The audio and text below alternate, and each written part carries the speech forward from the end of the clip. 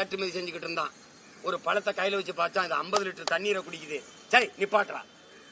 50 litre ஒரு பழம் புளிஞ்சா அரைக்கோலை கூட வர மாட்டேங்குது. இது 50 லிட்டர் குடிக்குது.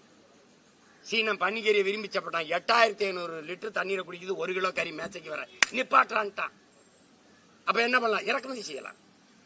அவன் எச்சரிச்சுக்கிறான். ஒரு காரை தயாரிக்க 4,50,000 லிட்டர் தேவைப்படுது.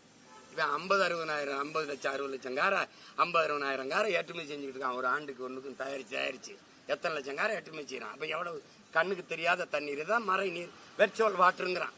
இவன் ஏன் இதே கொண்டாய் முதலாளி ஏன் அவன் நாடு கொரியாவில் இந்த காரை வைக்கல? ஏன்னா அவன் நீர்வளத்தை பாதுகாக்க நினைக்கிறான். இங்க நாதியற்ற பயமக்க தலைவன் இல்ல. தன் நிலத்தை வளத்தை தண்ணீரை பற்றி கவலைப்பட அவனுக்கு தேவையில்லை. கமிஷன் நீ வச்சு திறந்துக்க, எனக்கு 500 கோடி கொடுப்பியா, இந்த கையெழுத்து. அதனாலதான் இவனை புரோக்கருங்கிறோம்.